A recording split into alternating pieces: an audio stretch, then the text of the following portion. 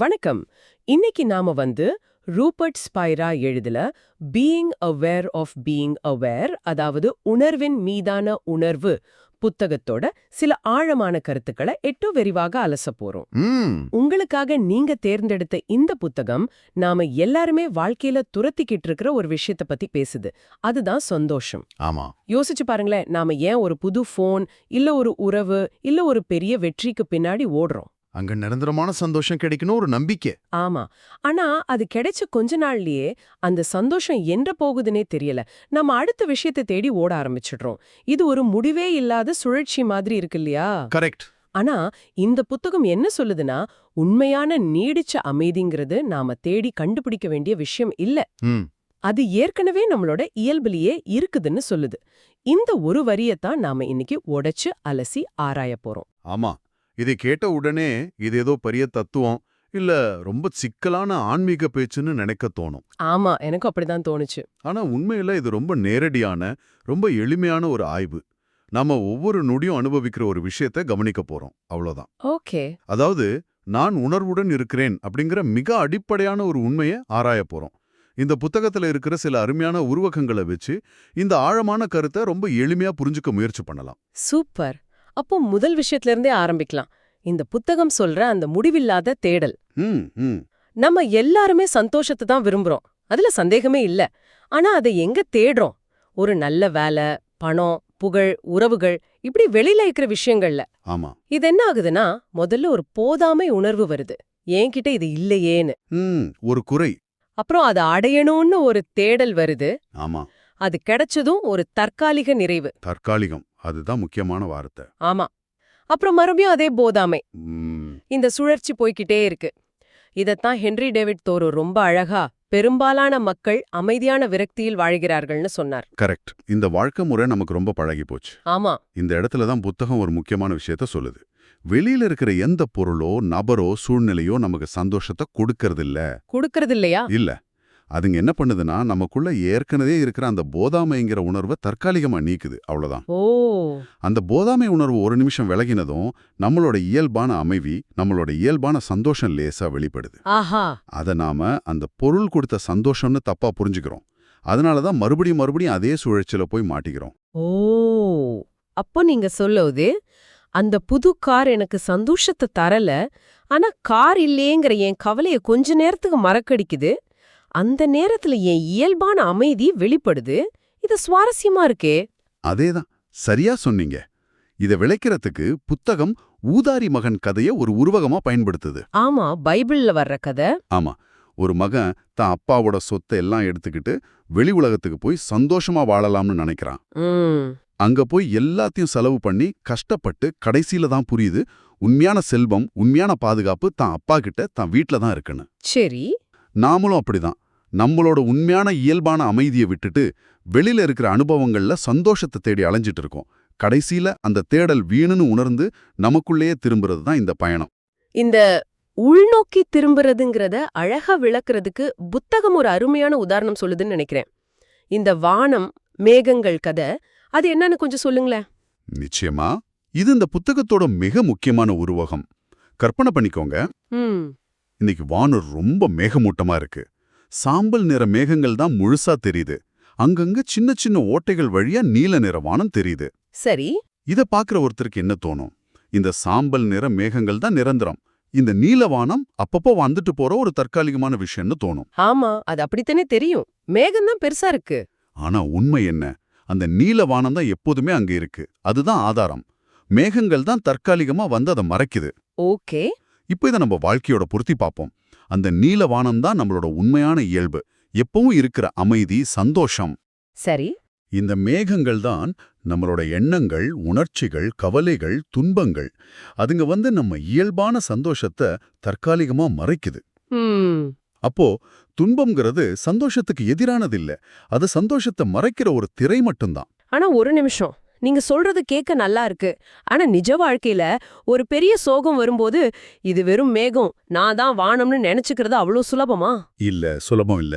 அந்த வழி ரொம்ப உண்மையானதா தெரியுதே. அந்த மேகம் நம்மள முழுசா மூடிடுற மாதிரி இருக்கே. ரொம்ப சரியான கேள்வி. இந்த புத்தகம் அந்த வலிய மறுக்க சொல்லல, அந்த மேகம் உண்மையே இல்லைன்னு சொல்லல. மேகம் இருக்கு, அது வலிய தருது, அது உண்மைதான். அப்புறம் ஆனா நீங்க யாருங்கிற கேள்வியை இங்க கொண்டு வரணும். நீங்க அந்த மேகமா, இல்ல அந்த மேகம் வந்து போறதுக்கு இடம் கொடுக்கிற வானமா? ம் நம்ம பழக்கம் என்னன்னா, ஒரு சோகமான எண்ணம் வந்தா நான் சோகமா இருக்கேன்னு சொல்றோம். அதாவது நாமளே அந்த மேகமா மாறிடுறோம். ஆமா, கரெக்ட். ஆனா இந்த பார்வை என்ன சொல்லுதுன்னா, எனக்குள் சோகம் இருக்கிறதுன்னு கவனிக்க சொல்லுது. நீங்க வானம், உங்களுக்குள்ள சோகம்ங்கிற மேகம் வந்து போகுது. இந்த சின்ன பார்வை மாற்றம் கூட பெரிய வித்தியாசத்தை உருவாக்கும். புரியுது. நான் சோகம்னு சொல்றதுக்கும் எனக்குள்ள சோகம் இருக்குன்னு சொல்றதுக்கும் பெரிய வித்தியாசம் இருக்கு. இதுக்கு அடுத்ததா வர்ற அந்த ஸ்கிரீன் சினிமா உதாரணம் தான் எனக்கு ரொம்ப பிடிச்சது. ஆமா, ஏன்னா நாம ஒரு தியேட்டர்ல படம் பார்க்கும்போது அந்த ஸ்கிரீன் அங்கே இருக்கிறதே சுத்தமா மறந்துடுறோம். நம்ம வாழ்க்கைக்கும் இதுக்கும் என்ன ஒரு அற்புதமான பொருத்தம். ஆமா. நாம ஒரு ஆக்ஷன் படமோ இல்ல ஒரு சோகமான படமோ பார்க்கும்போது அந்த கதைக்குள்ள முழுசா மூழ்கிடுறோம். சிரிக்கிறோம், அழறோம், கோபப்படுறோம். ஆமா, ஆனா அந்த எல்லா காட்சிகளும் எது மேல ஓடுது? அந்த வெள்ளை திரை மேல. அந்த திரை இல்லாம படமே இல்ல. ஆனா அந்த திரை படத்துல வர்ற நெருப்பால சுடப்படுறதும் இல்ல, மழையால நனையறதும் இல்ல. அது எப்பவும் பாதிக்கப்படாம மாறாம அப்படியே இருக்கு. கரெக்ட். ஒரு நிமிஷம். இங்க உணர்வுன்னு சொல்றீங்க. இது நாம தினமும் சொல்ற எனக்கு ஒரு மாதிரி உணர்வா இருக்குங்கிற ஃபீலிங்கா இல்ல அதுக்கும் மேல வேற விஷயமா? ஆ, இது மிக மிக முக்கியமான கேள்வி. ஏன்னா உணர்ச்சிகள் இமோஷன்ஸ் மேகம் மாதிரி தற்காலிகம்னு சொன்னீங்க. ஆனா இப்போ உணர்வு அவேர்னஸ் பத்தி பேசுறீங்க. ரெண்டுக்கும் என்ன வித்தியாசம்? இதுல தான் குழப்பமே வரும். நாம இங்க பேசுற உணர்வுங்கிறது அவேர்னஸ் அல்லது கான்ஷியஸ்னஸ். இது உணர்ச்சியோ இமோஷனோ இல்ல புலனுணர்வோ சென்சேஷன் கிடையாது. சரி. உணர்ச்சிங்கிறது கோவம், சந்தோஷம், துக்கம் மாதிரி வந்துட்டு போற மேகங்கள். புலனுணர்வுங்கிறது உடம்புல ஏற்படுற சூடு, குளிர் மாதிரி விஷயங்கள். ஓகே. ஆனா இந்த எல்லா உணர்ச்சிகளையும், எல்லா எண்ணங்களையும், எல்லா புலன் உணர்வுகளையும் அறிஞ்சிக்கிற ஒண்ணு இருக்கு இல்லையா? ஆமா. நான் கோபமா இருக்கேன்னு எனக்கு தெரியுது. அந்த தெரியுதுன்னு சொல்றோமே, அந்த அறிகின்ற தன்மை, அந்த பிரக்ஞை, அதுதான் நாம சொல்ற உணர்வு அல்லது அவேர்னஸ். வாவ். அதுதான் அந்த திரை. அந்த திரை மேல தான் கோபம், சந்தோஷம், சலிப்புன்னு எல்லா படமும் ஓடுது. வாவ், இது ரொம்ப தெளிவா இருக்கு. அப்போ நம்ம உடல் பிறக்குது இறக்குது. ஆனா இந்த அனுபவங்களை எல்லாம் அறிகிற அந்த உணர்வுங்கிற திரை பிறக்கிறதும் இல்ல இறக்கிறதும் இல்ல. அது காலத்துக்கு அப்பாற்பட்டதுன்னு சொல்றீங்க. ஆமா. சரி, இப்போ எனக்கு இது தியாரியா புரியுது. நான் வானம், நாம் திரை. ஆனா இத அனுபவபூர்வமா எப்படி உணர்றது? நாம எப்படி அந்த சினிமாவை பார்க்கறத நிறுத்திட்டு திரைய கவனிக்க ஆரம்பிக்கிறது? இதுக்காக கடினமான பயிற்சிகள் செய்யணும்னு புத்தகம் சொல்லல. இது ஒரு உள்நோக்கிய பயணம்னு சொல்லுது. அதாவது நம்ம கவனத்தோட திசைய மாத்துறது. ஓகே, கவனத்தை மாத்துறதா? ஆமா. இதுக்கு புத்தகம் ரொம்ப எளிமையான ஆனா சக்தி வாய்ந்த ஒரு கேள்வியை முன்வைக்குது. நான் உணர்வுடன் இருக்கிறேனா? அவ்ளோதானா? நான் உணர்வுடன் இருக்கிறேனான்னு கேட்டா போதுமா? இது ரொம்ப சிம்பிளா இருக்கே. இதுல என்ன தந்திரம் இருக்கு? இதுல தந்திரமே இல்ல. இந்த கேள்வியோட நோக்கம் அதுக்கு ஆம் இல்ல இல்லைன்னு பதில் சொல்றது கிடையாது. அப்போ என்ன? நீங்க ஒரு நிமிஷம் இந்த கேள்வியை உங்களுக்குள்ள கேட்டு பாருங்களேன். நான் உணர்வுடன் இருக்கிறேனா? ம் கேட்டது என்ன நடக்குது? உங்க கவனம் வெளியில இருக்கிற பொருள்கள்ல இருந்தோ இல்ல மனசுக்குள்ள ஓடுற எண்ணங்கள்ல இருந்தோ ஒரு நொடி திரும்பி ஆமா அந்த உணர்வின் மீதே திரும்புது. ஆமா. ஒரு சின்ன இடைவெளி வருது. அந்த ஒரு நொடிக்கு மனசுல வேற எந்த எண்ணமும் இல்லாம நான் இருக்கிறேன்ங்கிற உணர்வு மட்டும் இருக்கு. சரியா சொன்னீங்க. அந்த இடைவெளியில என்ன நடக்குதுன்னா, உணர்வு தன்னைத்தானே அறிஞ்சுக்குது. திரை திரையையே பார்க்கிற மாதிரி. ஓஹோ. இது ஒரு செயல் கிடையாது. இது ஒரு ஓய்வு நிலை. எண்ணங்களை துரத்துறத விட்டுட்டு மனசை அதோட மூலத்துக்கே திரும்ப அனுமதிக்கிற ஒரு ஓய்வு. இதை அடிக்கடி செய்யும்போது நம்ம கவனம் அந்த திரையில நிக்கிறதுக்கு பழகிடும். நீங்க ஓய்வுன்னு சொல்றீங்க. ஆனா எனக்கு இது ஒரு முயற்சி மாதிரி தெரியுதே. கவனத்தை திருப்புறது ஒரு வேலை தானே? இது ஒரு பொதுவான சந்தேகம். இதை விளக்க புத்தகம் இறுக்கிய முஷ்டிங்கிற உருவகத்தை சொல்லுது. இறுக்கிய முஷ்டியா? ஆமா, நம்ம கை இயல்பா தளர்வா இருக்கிறது தான் அதோட இயல்பு. ஆனா ஒருத்தர் தன்னோட முஷ்டிய நாள் முழுக்க இறுக்கமா மூடிய வச்சிருக்காருன்னு வைங்க. சரி. வருஷக்கணக்கா அப்படியே இருக்காரு. இப்ப அவர்கிட்ட போய் முஷ்டிய தளர்த்துங்கன்னு சொன்னா அவருக்கு அது ஒரு பெரிய முயற்சி மாதிரி தெரியும். ஆமா, ஏன்னா அது பழகிடுச்சு. ஆமா, ஏன்னா அந்த இறுக்கமே அவரோட இயல்புன்னு அவர் பழகிட்டார். ஆனா உண்மையில முஷ்டிய திறக்கிறது ஒரு செயல் இல்ல. அது ஏற்கனவே இருக்கிற இறுக்கத்தை விடுவிக்கிறது. அதுதான் இயல்பான ஓய்வு நிலை. புரியுது. அதே மாதிரி நாமளும் நம்ம கவனத்தை எண்ணங்கள் மேலையும் பொருள்கள் மேலையும் இறுக்கமா பிடிச்சு வச்சிருக்கோம். அது அதோட மூலமான உணர்வு பக்கம் திருப்புறதுங்கிறது அந்த இறுக்கத்தை தளர்த்துற மாதிரி தான். அது முயற்சியற்ற முயற்சி. சோ நாம இவ்ளோ நாளா ஒரு இறுக்கத்திலே வாழ்ந்துட்டு இருக்கோம். அந்த இறுக்கத்தை தளர்த்துறது தான் இந்த உள்நோக்கிய பயணம். ஆமா. இது இன்னும் ஒரு முக்கியமான கேள்விக்கு நம்மள கூட்டிட்டு போகுது. நான் யார்? இந்த இறுக்கத்தை பிடிச்சு வச்சிருக்கிற நான் யார்? இங்கதான் அந்த நடிகள் கதாபாத்திரம் உருவகம் வருது இல்லையா? ஆமா, இதுதான் இந்த ஆய்வோட உச்சம். ஜான் ஸ்மித்னு ஒரு நடிகர் இருக்காருன்னு கற்பனை பண்ணிக்கோங்க. ஓகே. அவர் ஷேக்ஸ்பியரோட கிங்லியர் நாடகத்துல கிங்லியர் கதாபாத்திரத்துல நடிக்கிறாரு. இங்க ஜான் ஸ்மித்துங்கிறது எல்லையற்ற மாறாத உணர்வு. சரி. கிங்லியருங்கிறது நாம நம்மள பத்தி நினைச்சுக்கிட்டு இருக்கிற வரையறுக்கப்பட்ட ஒரு தனிநபர், நம்மளோட ஈகோ. நாடகம் நடக்கும்போது ஜான் ஸ்மித் கிங்லியரோட கதாபாத்திரத்துல ரொம்ப மூழ்கிடுறார். அவர் உண்மையில ஜான் ஸ்மித்ங்கிறதையே மறந்துடுறாரு.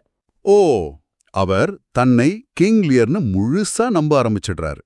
இப்போ கிங்லியர் படுற எல்லா துன்பத்தையும் அவமானத்தையும் அவரும் அனுபவிக்கிறார். இப்போ சொல்லுங்க, கிங்லியரோட துன்பம் எப்படி தீரும்? அவர் மறுபடியும் தன்னை ஜான் ஸ்மித்னு உணரணும். ஆனா இங்க ஒரு சிக்கல் இருக்கு. கிங்லியர் ஜான் ஸ்மித்தா மாறுவதற்கு ஏதாவது செய்ய முடியுமா? முடியாது. முடியாது. ஏன்னா கிங்லியர்னு ஒரு தனி நபர் உண்மையிலே இல்ல. அது ஜான் ஸ்மித் ஏத்துக்கிட்ட ஒரு கற்பனை வேஷம். ஆமா.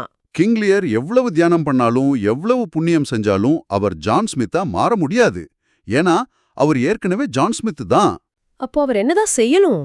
அவர் செய்ய வேண்டிய ஒரே விஷயம், நான் யார்னு விசாரிச்சு நான் கிங்லியர் இல்ல, நான் ஜான் ஸ்மித்னு உணர்றதுதான். அந்த நொடியில கிங்லியரோட எல்லா துன்பங்களும் ஒரு கனவு மாதிரி காணாம போயிடும். இது எனக்கும் உங்களுக்கும் எப்படி பொருந்தும்? அப்போ நாள் முழுக்க நான் டென்ஷனா இருக்கேன், நான் சந்தோஷமா இருக்கேன்னு சொல்ற அந்த நான் ஒரு வரையறுக்கப்பட்ட தனிநபர் இல்லையா?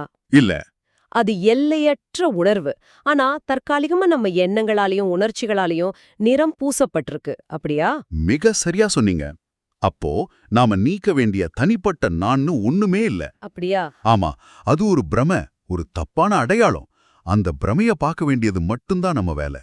இத ஒரு சூஃபி கவிதை ரொம்ப அழகா சொல்லும். சொல்லுங்க. நான் என்னை தேடினேன், கடவுளை மட்டுமே கண்டேன். நான் கடவுளை தேடினேன், என்னையே கண்டேன். நாம வெளியில தேடுற அந்த இறுதி உண்மை நாம ஏற்கனவே இருக்கிற அந்த நான்கிற உணர்வுதான். அப்போ நாம புரிஞ்சுக்க வேண்டியது என்னன்னா, சந்தோஷத்தை தேடுறதுங்கிற வார்த்தையே தப்பு. கரெக்ட். நாம தேடுற விஷயம் ஏற்கனவே நம்ம கிட்ட இருக்கும்போது அதை எப்படி தேட முடியும்? இது தொலைஞ்சு போன கண்ணாடிய கண்ணுல மாட்டிக்கிட்டே ஊர் முழுக்க தேடுற மாதிரி இல்லையா? இதை விட அழகா சொல்ல முடியாது. தேடல நிறுத்துறது தான் ஒரே வழி. தேடுறது நிறுத்தினா தேடப்பட்டது இங்கேயே இப்பவே இருக்கிறது புரியும். அப்போ இந்த புத்தகத்தோட சாராம்சம் இதுதான். நாம சந்தோஷத்தை ஒரு பொருளா, ஒரு இடமா வெளியில தேடுறோம். ஆனா அது நம்மளோட இயல்பு, நம்மளோட உண்மையான இயல்பு. அது நம்மளோட அனுபவங்களுங்கிற மேகங்களால தற்காலிகமா மறைக்கப்பட்டிருக்கு. இத உணர கடினமான பயிற்சிகள் எதுவும் தேவையில்லை. நம்ம கவனத்தை பொருள்கள்லேருந்து திருப்பி அந்த கவனத்துக்கே ஆதாரமா இருக்கிற உணர்வின் மீது திருப்புற ஒரு எளிமையான முயற்சியற்ற மாற்றம் போதும். இறுதியா புத்தகம் கடல்ங்கிற ஒரு உருவகத்தை கொடுக்குது. நம்ம மனசுங்கிறது கடலோட மேற்பரப்புல எழும்பி விழற அலைகள் மாதிரி. ஒரு அலை இன்னொரு அலைக்கிட்டையோ இல்ல காத்துக்கிட்டையோ போய் அமைதியை தேடினா கிடைக்காது. அதுக்கு அமைதி வேணும்னா அது கடலோட ஆழத்துக்கு போகணும். ஓகே. அந்த போனா அது தனி அலை இல்ல, அது கடலோட ஒரு பகுதி. அதுவே கடல்தான்னு அதுக்கு புரியும். அந்த ஆழம்தான் அதோட உண்மையான இயல்பு. நம்மளும் நம்ம மனசோட மேற்பரப்புல இருக்கிற எண்ண அலைகள்ல சிக்காம நம்மளோட ஆழமான உணர்வு நிலைக்கு திரும்பும் போதுதான் உண்மையான அமைதியை காண்போம். உங்களுக்காக ஒரு சிந்தனையோட முடிக்கிறோம். நமக்குள்ள எப்பவும் ஒரு சின்ன போதாமை உணர்வு, ஒரு பிரிவின் வலி இருந்துகிட்டே இருக்கும் இல்லையா? ஆமா. அது ஏதோ ஒண்ணு நம்மகிட்ட இல்லைங்கிறதுக்கான அறிகுறி இல்லைன்னு இந்த புத்தகம் சொல்லுது. மாறாக அது உணர்வின் இதயத்திலிருந்து வர்ற ஒரு அழைப்பு மணி. ஒரு அழைப்பு. அது உங்க மூலத்துக்கே, உங்க இயல்பான அமைதிக்கே திரும்ப அழைக்கிற ஒரு சிக்னல். நீங்க அமைதிக்காக உணர்ற அந்த ஏக்கமே, அந்த அமைதிதான் உங்களை வீட்டுக்கு அழைக்கிற குரலா இருந்தா எப்படி இருக்கும்? இது கொஞ்சம் யோசிச்சு பாருங்க.